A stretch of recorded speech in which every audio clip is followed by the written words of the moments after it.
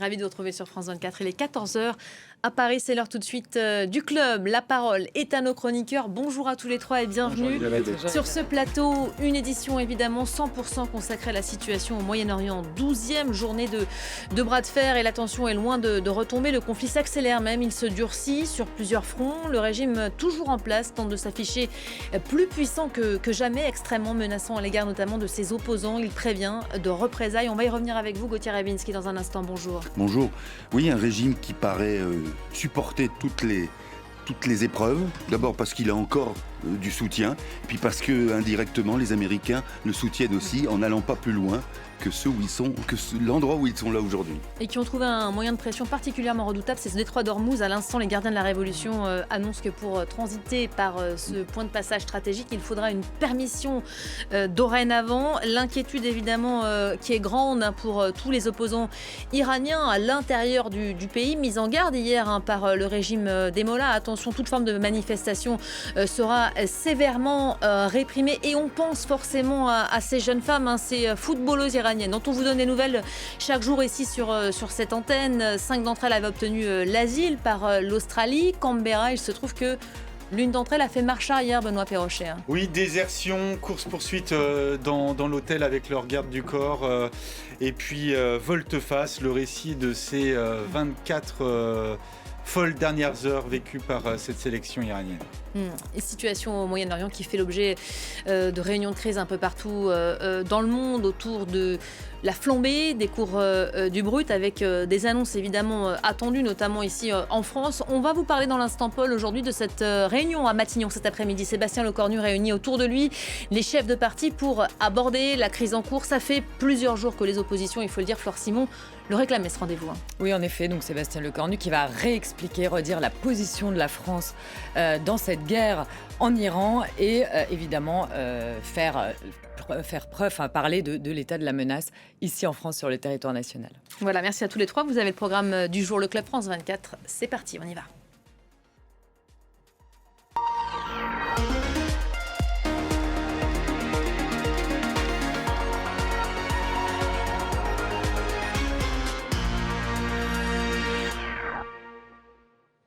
Allez, des images pour commencer cette nouvelle demi-heure. Images de direct. Le Liban, ici, et ces colonnes de fumée qui s'échappent dans le ciel de Beyrouth, puisque la capitale libanaise est massivement visée et prise pour cible par l'armée israélienne, et ce depuis 12 jours.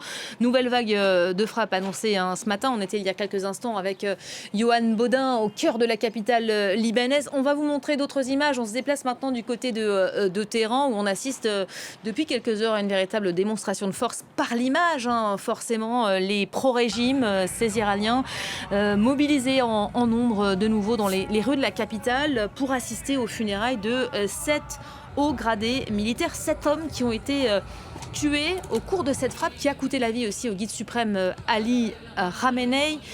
Une occasion évidemment d'envoyer quelques messages au monde. Le régime est toujours en place. On va y revenir avec vous dans un instant, Gauthier. Il y en a un qui reste invisible, c'est le nouveau guide suprême, le fils d'Ali Khamenei, Mojtaba Khamenei.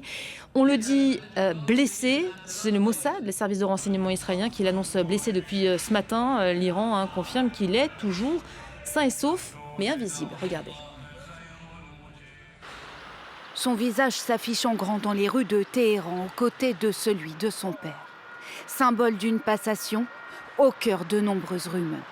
Car Mojtaba Khamenei n'est plus apparu en public depuis le 28 février, jour de la mort de son père, de sa mère, de son épouse et d'une grande partie de sa famille dans une frappe israélo-américaine. Une frappe dans laquelle il aurait lui-même été blessé, comme l'affirme le New York Times, dans un article faisant référence à des propos tenus par des officiels iraniens. Cette déclaration du 9 mars à la télévision d'État iranienne semble, elle aussi, confirmer cette piste. Son éminence l'ayatollah Seyyed Mojtaba Khamenei est aujourd'hui l'héritier du sang de son père martyr, de sa mère martyre, de sa sœur martyre et de son épouse martyre. Lui qui est un vétéran blessé de la guerre du Ramadan, il est l'héritier de la voix des martyrs fiers et inébranlables de cette terre, ainsi que l'héritier des grands sages de la terre d'Iran. Le fils du président Massoud Pezeshkian, également conseiller du gouvernement, s'est brièvement exprimé sur le sujet. J'ai entendu dire que Mojtaba avait été blessé. J'ai demandé à des amis qui étaient en contact. Ils ont dit, par la grâce de Dieu, ils sont en sécurité, il n'y a aucun problème. Depuis plusieurs jours, le nouveau chef spirituel des Iraniens est censé prendre la parole. Une allocution qui pourrait avoir été repoussée pour des raisons de sécurité. Car l'homme le plus recherché au monde ne tiendra pas longtemps, selon les mots de Donald Trump. En attendant d'apparaître publiquement, c'est sur papier glacé que le nouveau guide suprême s'affiche dans les rues iraniennes. Bonjour Gauthier Rabinski, on Bonjour, continue de Elisabeth. décrypter ensemble évidemment cette séquence qu'on vivait en direct tout à l'heure grâce aux images et aux témoignages de notre correspondant Siavosh Ghazi qui était au cœur de ce cortège. Qu'est-ce qu'il faut retenir de tout ça? Que le régime est toujours en place? Qu'il est quoi? Indéboulonnable? Alors, ça veut dire plusieurs choses. La première, c'est qu'il y a toujours un soutien à ce régime. Il y a un soutien à la fois de ceux qui sont convaincus par la théocratie, par la nécessité d'une théocratie, c'est-à-dire en fait le gouvernement par la religion, par les représentants de la religion. Il y a ceux aussi qui ont été particulièrement bien dotés en termes financiers par le régime. On sait bien que les gardiens de la Révolution, pour la plupart, jusqu'à un certain niveau, inversement la pyramide de progression, dans ce cas-là, certains perçoivent beaucoup, même peut-être trop, en tout cas pour certains Iraniens c'est trop, et donc de ce fait-là, il y a la volonté de défendre le régime à tout prix. Ça, c'est le premier point. Mais le deuxième point ne peut pas s'empêcher de penser que, compte tenu des manifestations que l'Iran connaît depuis des années, il y a quand même un certain nombre de personnes dans ce pays qui veulent autre chose. Et là, ça nous amène à la question suivante, c'est-à-dire celle de l'attitude de la coalition israélo-américaine. Alors la coalition israélo-américaine qui agit selon les intérêts divergents, hein, on en témoigne depuis quelques jours maintenant sur ce plateau. Mais ce régime iranien, évidemment, il envoie des messages au monde, il envoie aussi des messages à son propre peuple. On entendait certains opposants réclamer, attendre une intervention américaine en janvier dernier. Il y a eu ce qu'il y a eu derrière, une machine répressive particulièrement sanglante, des milliers de morts. Aujourd'hui, ces Iraniens, ces opposants vivent terrés chez eux, la peur au ventre. On sera avec Julie Dungeloff à 14h30 dans quelques instants dans Derrière l'image. Je vous invite d'ailleurs à rester à nos côtés parce qu'elle a des témoignages glaçants d'Iraniens aujourd'hui qui estiment que la situation est encore plus préoccupante qu'il y a quelques semaines. Le régime a redit ce matin, attention, si vous descendez dans la rue, on vous considérera et on vous traitera comme les ennemis, comme les Américains notamment. Ça veut dire qu'il a quasiment gagné, ce régime. Se permettre, alors qu'il est bombardé abondamment, se permettre une telle mise en garde vis-à-vis de sa propre population, alors que, souvenez-vous, il n'y a pas longtemps, c'était quoi? Il y a 2-3 semaines? Même pas. Donald Trump avait dit « Tenez bon, on arrive ». Oui, ils essayent de tenir bon. Sauf que là, c'est le régime des mollahs qui reprend du poil de la bête. Et encore une fois, cette mise en garde dont on peut malheureusement imaginer les conséquences, puisque vous avez rappelé à juste titre les récents massacres, mais s'il y avait que cela, il y en a eu d'autres. Et tout cela, finalement, c'est un peu comme si ça n'avait pas d'importance. C'est-à-dire que, on l'a dit, les Américains, eux, envoient des signaux eux aussi contradictoires, puisque d'un côté, le secrétaire d'État à la Défense, Hexet, dit « on va tout éradiquer, on va les écraser ». Oui, et après, après c'est aux Iraniens de se débrouiller. Sauf que les Iraniens, dans l'attente et avec la menace de cette répression, ils sont un peu circonspects et on peut les comprendre, on les comprendrait à moins. Et donc, il y a cet atermoiement américain qui, encore une fois, repose sur des bases totalement spécieuses, fallacieuses et fantasmagoriques. C'est-à-dire que croire qu'une opération de bombardement suffira à faire naître comme par enchantement un phénomène démocratique, c'est absurde. D'autant qu'en plus, s'il y a des germes, et il y en a en Iran, c'est compliqué pour eux, mais il y a des germes de mouvements démocratiques. Mais comment voulez-vous qu'ils s'aventurent à manifester ou à tenter de prendre le pouvoir alors même qu'il n'y a pas de soutien? À la limite, ils sont plus, certains le disent d'ailleurs, ils sont plus encouragés d'une manière plus finalement hardie à agir seuls quand ils le font comme d'habitude, plutôt que dans cette espèce de no man's land politique où personne ne prend ses responsabilités. Et à l'inverse, vous avez raison de le souligner, et les témoignages que nous entendrons, et la séquence tout à l'heure avec Benoît Perrochet le montrera aussi, il y a des gens qui crèvent derrière ça. Et nous, c'est comme si c'était au fond, on dit, bon écoutez, laissez-les se débrouiller.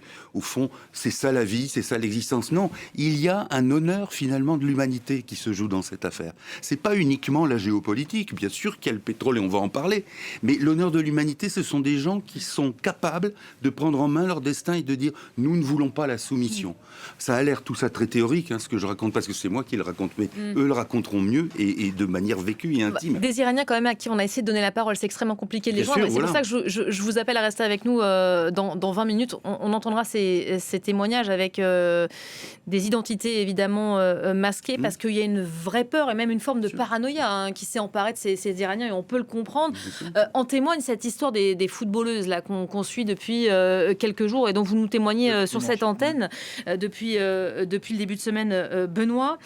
Je rappelle le sujet, ces femmes, l'équipe iranienne, elles ont refusé d'entonner l'hymne iranien. Alors chacun y est allé de son commentaire, signe de protestation à ce qui se passe ou pas contre le régime. Il se trouve que 5 d'entre elles ont réussi à s'échapper, ont obtenu l'asile par Canberra. Et il y en a une qui vient de changer d'avis, qui vient de changer volte-face. Racontez-nous les suites. On va en parler effectivement. Donc, 6 joueuses, dont la capitaine Zara Ghanbari et un membre de l'encadrement qui ont sollicité l'aide de Canberra. 7 personnes sur une délégation de 26 personnes qui avaient donc fait le voyage en Australie pour disputer la Coupe d'Asie ont donc décidé de ne pas prendre le vol retour, et ce malgré les pressions et sans doute les intimidations sur ces joueuses qu'elles ont pu vivre, car elles étaient strictement encadrées et surveillées dans leurs moindres faits et gestes pendant tout leur séjour en Australie, surveillées par des membres des gardiens de la Révolution qui avaient pour mission de s'assurer qu'elles ne chercheraient pas à fuir, qu'elles ne chercheraient pas à déserter. Et pourtant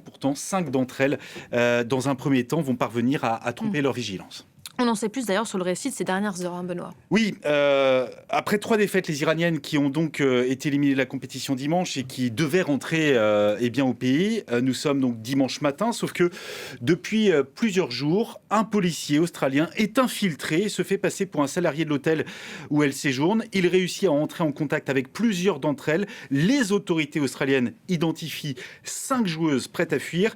Elles sont conduites dans une chambre à part. Une agente des services de l'immigration australienne leur présente les options en matière d'asile. Elle décrit la situation. Elles étaient très stressées. Elles voulaient rester tout en s'inquiétant des conséquences de leur décision sur leur famille et leurs biens en Iran. Inquiètes également pour leur avenir dans un pays où on sait les conditions d'immigration sont très compliquées. Comment trouver un travail? Comment survivre en Australie, un pays dont elles ne parlent pas la langue? Peu après cette entrevue, leurs gardiens tentent de les rattraper dans les couloirs de l'hôtel, leur courent après dans une cage d'escalier menant au parking. Scène filmée par des Australiens qui décrivent une situation très chaotique, avec face à eux le visage de ces hommes, de ces encadrants iraniens pris de panique, donnant le sentiment que la situation leur avait échappé.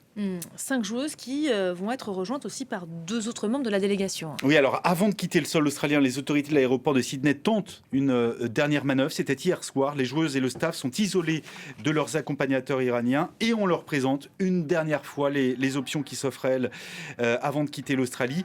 2 personnes vont sortir du rang et décider de demander l'asile. Une joueuse et une membre du staff, c'est une assistante. Le reste de l'équipe embarque à bord d'un avion direction la Malaisie. Avec les 5 autres joueuses, elles sont alors placées dans une résidence sécurisée, sauf que coup de théâtre, ce matin, une joueuse dont on ne connaît pas l'identité a changé d'avis et révélé la localisation à l'ambassade d'Iran après s'être entretenue au téléphone avec certaines de ses coéquipières qui, elles, étaient parties. Les autorités australiennes ont donc décidé de les loger dans un autre lieu sûr. La personne qui a révélé l'emplacement de cette résidence surveillée devrait, elle, reprendre son voyage pour rentrer en Iran. Le reste de l'équipe, vous le voyez sur ces images, est actuellement en transit à Kuala Lumpur en Malaisie. Images prises par nos confrères de Reuters ce matin. On les voit donc à l'aéroport. L'espace aérien iranien est fermé. Elles devraient donc embarquer à bord d'un vol qui les ramènerait en Turquie avant de franchir la frontière par par voie terrestre. Je rappelle que l'ensemble de l'équipe avait refusé de chanter l'hymne iranien lors de leur entrée en lice dans cette Coupe d'Asie. Pour ce geste qu'elles n'ont pas répété lors des 2 rencontres suivantes, les joueuses avaient été qualifiées de traîtresses en temps de guerre dans leur pays, représentant le summum du déshonneur. La trahison en Iran peut être punie de mort. Pour celles qui ont demandé l'asile à l'Australie, les représailles du régime iranien pourraient toucher leurs proches, leurs familles, elles restées en Iran. Évidemment, c'est de ça dont il est question, son moyen de pression. C'est dans ce contexte que Donald Trump rappelle aussi aujourd'hui que l'équipe iranienne de foot masculine serait la bienvenue aux États-Unis cet été pour la Coupe du Monde. Ouais, c'est le patron de la FIFA, Gianni Infantino, qui est très très proche de Donald Trump. C'était le seul dirigeant sportif à avoir participé à l'investiture du président américain, et il s'est entretenu au téléphone avec donc Donald Trump, et ce alors que le président de la fédération iranienne a une nouvelle fois mis en doute la participation de son pays à cette Coupe du Monde aux États-Unis à partir du 11 juin prochain. On est à 3 mois du match d'ouverture de ce mondial. Les Iraniens qui figurent dans un groupe composé de la Belgique, de l'Égypte ainsi que la Nouvelle-Zélande. Ils doivent disputer leur match à Los Angeles et à Seattle. Ce qui est sûr à l'heure actuelle, c'est qu'avec cette attaque et cette cruauté, on ne peut pas envisager avec espoir la Coupe du Monde. Ce sont les mots du président de cette fédération iranienne qui confirme et qui envisage toujours de boycotter donc cette compétition. L'Iran, qui était le seul pays absent la semaine dernière d'un sommet sur la planification de cette Coupe du Monde, ce qui renforce les interrogations autour de la participation de cette sélection iranienne. Tout ce qui s'est passé en tout cas autour de cette sélection iranienne féminine en Australie va sans doute rappeler au régime iranien que s'il décide d'envoyer donc les footballeurs à la Coupe du Monde cet été, les mesures d'encadrement seront encore renforcées, extrêmement strictes autour de ces joueurs. Voilà, effectivement, on va continuer à suivre l'histoire de ces jeunes femmes, celles qui ont notamment décidé de rester en Australie. Merci beaucoup, Benoît, qui nous donne des nouvelles donc, quotidiennement dans ce club. Donald Trump, qu'on apercevait à l'instant, on s'en souvient, mettait en garde hier l'Iran de conséquences militaires sans précédent si des mines étaient placées dans le détroit d'Ormuz. Vous me voyez venir, les regards du monde sont actuellement braqués vers ce passage hautement stratégique où transitent d'ordinaire 1/5 du pétrole et du gaz mondial. Il se trouve que les gardiens de la Révolution veulent en maîtriser le passage. Ils assurent en ce début d'après-midi avoir frappé un navire battant pavillon libérien et un vraquier thaïlandais parce qu'il y a des frappes incessantes dans cette zone depuis quelques jours. Maintenant, les gardiens de la Révolution qui déclarent que tous les navires souhaitant transiter par là dorénavant devront obtenir une permission. On voit en image quelques explications dressées par nos confrères de France 2. On y revient juste après avec vous, Gauthier. Un navire de transport thaïlandais en feu dans le détroit d'Ormuz. Sa coque aurait heurté un objet non identifié. 20 membres d'équipage ont évacué le bateau en urgence, sains et saufs. Au total, 3 navires commerciaux ont été touchés aujourd'hui dans la région. Les renseignements américains soupçonnent les Iraniens d'avoir commencé à poser des mines, telles que celle-ci, dans le détroit d'Ormuz, point de passage énergétique le plus important au monde. Donald Trump prévient sur son réseau social. Si pour une raison quelconque des mines ont été posées et qu'elles ne sont pas retirées immédiatement, les conséquences militaires pour l'Iran seront sans précédent. Quelques heures après, l'armée américaine diffuse ces images. Des frappes sur des navires iraniens présentés comme des poseurs de mines près du détroit d'Ormuz. Au total, 16 bateaux auraient été détruits hier. Ces attaques font craindre le début d'une bataille navale avec plusieurs types de mines. Alors les mines, on peut les poser sur le fond. On peut les poser sur le fond avec ce qu'on appelle un ORA, c'est-à-dire un câble en acier qui va permettre de les mettre à 1 mètre, 2 mètres, 3 mètres, 4 mètres de profondeur, ou on peut les mettre dérivantes. Selon plusieurs estimations américaines, l'Iran disposerait entre 2000 et 6000 mines. 14 incidents visant des navires ont été répertoriés depuis le début de cette guerre au Moyen-Orient. Gauthier, Oui. ce détroit d'Ormuz, on en parle beaucoup aujourd'hui, ça suscite évidemment beaucoup d'inquiétudes et ça fait réagir de façon assez brutale et violente les marchés. Les prix du brut s'envolent, ils avaient été apaisés par les propos de Donald Trump, mais ça n'aura pas duré bien longtemps. Toutes les chancelleries sont en train de se réunir avec des décisions annoncées pour certaines. Déjà, le Japon, l'Allemagne qui annoncent débloquer leurs réserves stratégiques de pétrole, parce que c'est de ça dont il est question aujourd'hui, cette guerre énergétique qui se profile. L'enjeu, c'est quoi là maintenant? Les gardiens de la Révolution, vous nous démontrez tout à l'heure que le régime était toujours en place. Il arrive à faire pression quand même sur les uns et les autres là aujourd'hui avec cette histoire de pétrole. Et même d'une manière peut-être plus vicieuse, plus perverse que prévu. Parce que, regardez, cette affaire du détroit d'Ormuz, quand vous entamez une campagne militaire dans la région, vous savez très bien que l'arme des Iraniens, c'est précisément de s'attaquer à la circulation commerciale du monde entier. Donc ça n'est pas une découverte, ni pour Donald Trump, ni pour les Israéliens, ni pour les Européens. Et malgré tout, vous voyez que jusqu'à présent, rien n'a été fait dans ce sens-là. Est-ce qu'on ne pourrait pas imaginer que les États-Unis, qui eux, en matière énergétique, sont quasiment autonomes et indépendants, n'aient pas trouvé là une manière de gêner au contraire les Européens, parce que là, on le voit ne serait-ce qu'au prix de la pompe, à la hausse du prix des carburants dans l'approvisionnement quotidien, parce que... 3 euros le litre par endroit pour le gasoil ici en France. Voilà.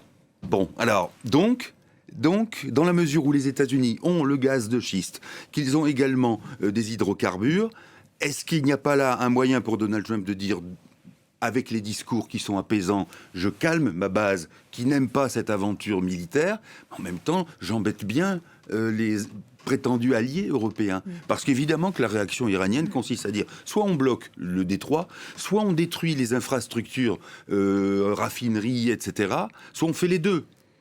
Auquel cas, c'est se tirer aussi une balle dans le pied. Mais vous voyez bien que la réaction iranienne est tellement attendue qu'il paraît étrange que les États-Unis n'aient pas réussi ou essayé de la détourner. Or là, tout se passe comme si on avait décidé là aussi d'aller au contact, au clash, tout en sachant que l'un des membres de cette opposition, à savoir les États-Unis, ne sera pas fondamentalement gêné. Sauf pour un point qui est quand même important, c'est que vous savez que les hydrocarbures entrent dans la composition de beaucoup d'objets. Ce n'est pas uniquement le prix du gasoil, c'est aussi les cartons, les plastiques, quantité de choses. Et là, effectivement, ça fait hausser le niveau général. Ça fait l'objet d'un G7 de nouveau aujourd'hui encore à Paris. Et on attend évidemment des annonces, Emmanuel Macron notamment, qui pourrait annoncer le déblocage des réserves stratégiques, comme d'autres ont déjà commencé à faire. On va parler ensemble, Flore, de cet autre rendez-vous qui a lieu à Matignon autour de Sébastien Lecornu et des différents chefs de groupe. Les oppositions réclamaient le rendez-vous depuis plusieurs jours. Oui, alors, qui sera présent à cette réunion qui débute à 15h ici? Alors, les chefs de parti de l'Assemblée nationale et du Sénat, 6 membres du gouvernement, dont la ministre des Armées, le ministre des Affaires étrangères, Jean-Noël Barrot, le ministre de l'Économie, Roland Lescure, et le ministre de l'Intérieur, Laurent Nunez. Il y aura aussi le président du Sénat et la présidente de l'Assemblée nationale, et également le chef d'état-major des armées et des membres de la sécurité intérieure et extérieure. C'est dire que les sujets qui vont être abordés sont larges, autant pour la politique étrangère que pour la sécurité intérieure ici. Cette réunion qui a été demandée la semaine dernière par le Rassemblement national et la gauche, que va dire le Premier ministre? Est-ce qu'on le sait? Oui, alors il va réexpliquer la position de la France dans le conflit avec l'Iran. Expliquer aussi, donner en tout cas, savoir où on en est de l'état de la menace, qu'elle soit extérieure, c'est-à-dire pour nos ressortissants qui sont encore au Moyen-Orient, et évidemment pour les bases militaires au Moyen-Orient également, mais aussi sur la menace ici en France, menace sécuritaire. Il va également parler donc de la menace sécuritaire aussi en France, mais vous le disiez, Elisabeth, aussi d'un point de vue économique, et notamment avec cette flambée des prix à la pompe. Ce sujet n'est pas à l'ordre du jour de cette réunion, mais évidemment qu'il risque bien de le devenir, puisque c'est au cœur des discussions depuis plusieurs jours. Ce matin, il y a Hervé Marseille, qui est donc le président du groupe Union centriste au Sénat, qui devrait assister à cette réunion, et qui a dit, on va l'écouter, ce qu'il attend du Premier ministre. Écoutez-le. Ce qui est important, c'est d'avoir les intentions du gouvernement, l'appréhension, la façon dont le gouvernement appréhende la situation, la perspective, notamment sur les conséquences pour le pays, c'est-à-dire en matière énergétique, les difficultés que ça peut engendrer. Et je pense qu'ensuite, dans la phase habituelle de questions, il y aura des demandes de précision sur quand en faire le gouvernement dans tel et tel domaine. En l'état actuel des choses, la position de la France, je la respecte et je l'approuve, c'est une position défensive, d'attente, d'accompagnement des intérêts de la France dans la région. Alors, on entend Hervé Marseille dire qu'il approuve la décision de la France. Les partis ne sont finalement pas si divisés que ça sur la stratégie française aujourd'hui. Non, stratégie, je le rappelle, défensive, c'est-à-dire que la France ne frappe pas en Iran. Elle a des accords de défense avec des pays du Moyen-Orient. Elle a donc envoyé, selon ces accords, notamment le Charles de Gaulle, qui pour l'instant est en Méditerranée, donc pas si près, mais en tout cas, elle se prépare, si ces pays ont besoin d'aide, entre guillemets, à donc apporter une défense. C'est vrai que les partis politiques on n'a pas entendu, si vous voulez, des divisions très fortes sur la position de la France. Alors, si on regarde globalement, la gauche a quand même condamné le fait qu'on ne soit pas du tout dans le droit international lorsque les Américains ont commencé à frapper en Iran. Et puis, globalement, à droite, le discours, c'était plutôt, au moins, les États-Unis frappent un régime qui a massacré sa population, un régime islamiste. Mais c'est vrai qu'il n'y a pas eu de condamnation forte sur la stratégie et la position d'Emmanuel Macron et cette stratégie de défense et d'envoyer, encore une fois, des équipements militaires et des frégates pour protéger ces infrastructures au Moyen-Orient. On évoquait à l'instant les 3 € par endroit le litre pour le gasoil à la pompe, les prix qui grimpent. Le gouvernement est quand même de plus en plus inquiet et sous pression là. Oui, le gouvernement, alors il joue la montre en quelque sorte. Il dit, voilà, le ministre de l'économie dit, il n'y a pas de problème d'approvisionnement. Cette guerre peut ne pas durer très longtemps, on va attendre de voir. Le détroit d'Ormuz pourrait se débloquer, mais en fait, dans la réalité, c'est vrai que ce qu'on voit, c'est qu'a priori, on n'en prend pas le chemin. Alors le gouvernement est pressé par les oppositions. Le RN veut baisser la TVA de 20 à 5,5%. LFI veut bloquer les prix et les socialistes appellent à un chèque énergie pour les plus modestes. Sauf que tout ça, Elisabeth, coûte des milliards d'euros. Et ce matin, le Premier ministre, en Conseil des ministres, a dit que ces mesures étaient aussi démagogiques qu'inutiles.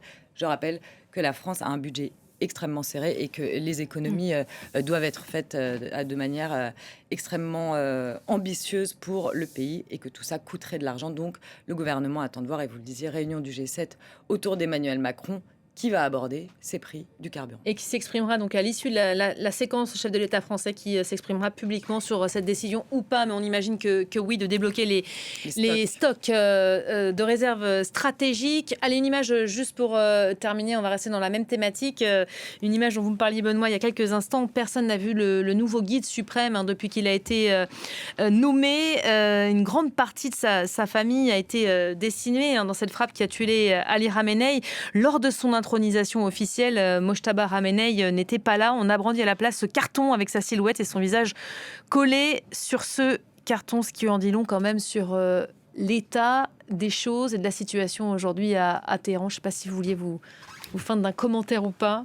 Oui, je me demandais s'il y avait... Comme ça, il a l'air inoffensif. Inoffensif, voilà.